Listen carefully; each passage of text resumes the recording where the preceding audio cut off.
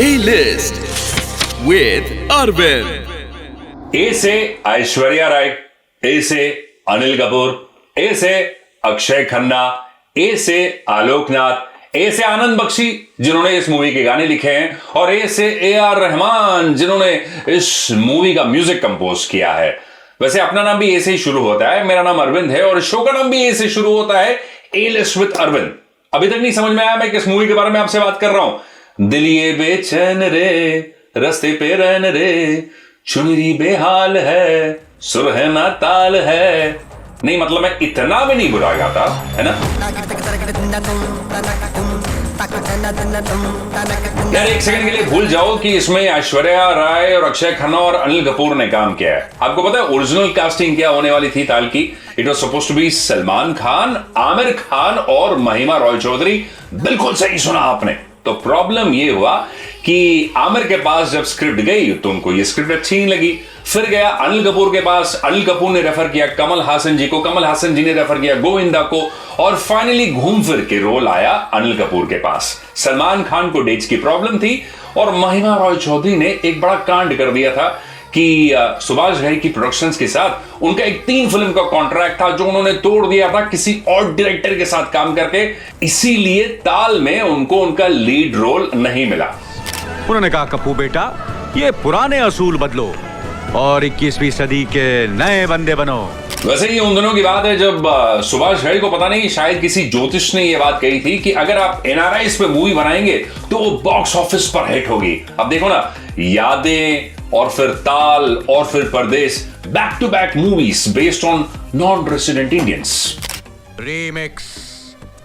Remix वो होता है कि किसी का भी बनाया हुआ गाना पकड़िए या चुरा लीजिए, बताओ, फिर उसमें 4 नए साज अंदर डालिए, फिर उसे रिकॉर्ड कीजिए, रीमिक्स कीजिए और खुद मालिक बन जाइए। छटास।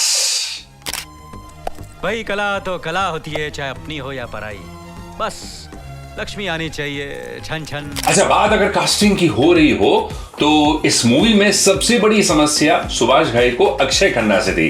Because Akshay Khanna was a very good actor. मैं उनके एक्टिंग के बारे में नहीं बात कर रहा, लेकिन ऑन रिकॉर्ड सुभाष घई ने खुद फिल्म फेयर के इंटरव्यू में यह बात कही कि अक्षय पाजी के बाल झड़ रहे थे।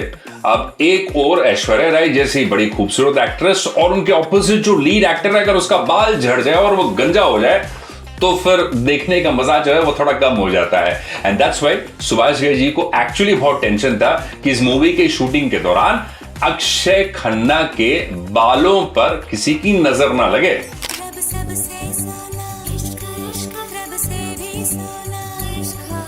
ये गाना मुझे बहुत अच्छा लगता है।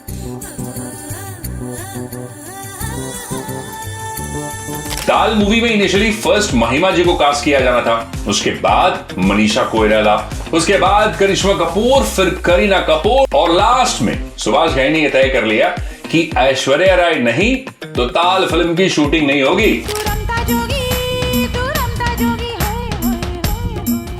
क्या सीन है, वाह।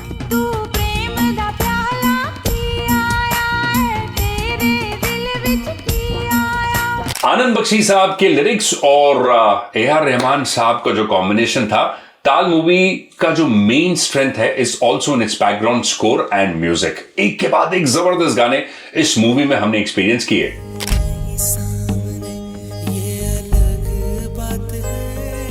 सुभाष घई की नजर ना मतलब बाज की नजर है।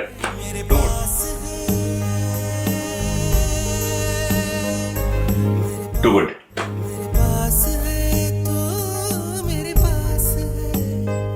आपको कैसे पता है कि आपको क्या पता होना चाहिए अगर मैं आपको यह नहीं बताऊं कि 1995 में Subhash Ghai originally was planning to release a movie named Shikhar. अब इस मूवी की कास्टिंग थी शाहरुख खान, मनीषा कोइराला और हमारे जग्गू दादा यानी Jackie Shroff. Music composer was A R. Rahman. इस मूवी के लिए रहमान साहब ने ऑलरेडी एक गाना कंपोज कर दिया था which was later used for ताल।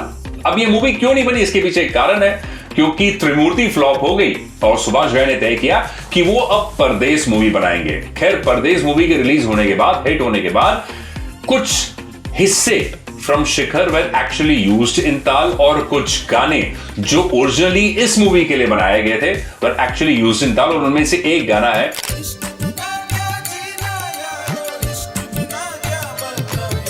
ये गाना मुझे बहुत अच्छा लगता है।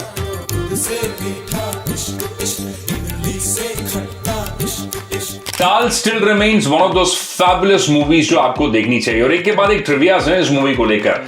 एक बैकग्राउंड स्कोर में आपको शाहिद कपूर नजर आएंगे डांस करते हुए। और बताइए, मुझे 2 एग्जांपल्स याद आ रहे हैं कि ऐसे ही background dancers went on to become superstars for Indian cinema. एक तो Shahid Kapoor and the second name that comes to my mind, Sushant Singh Rajput.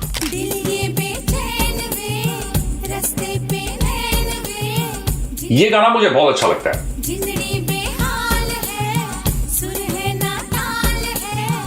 To good.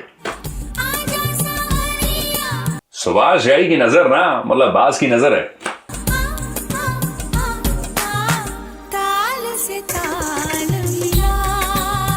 With Arvind में आज का ये एपिसोड आपको कैसा लगा हमें मैसेज करके जरूर बताइए। Please follow me on Instagram, RJ Arvind है मेरा प्रोफाइल। और रेडियो नशा पर हमें जरूर बताइए कि आने वाले कुछ हफ्तों में हम किन और मूवीज के बारे में आपसे बात कर सकते हैं। रेडियो नशा।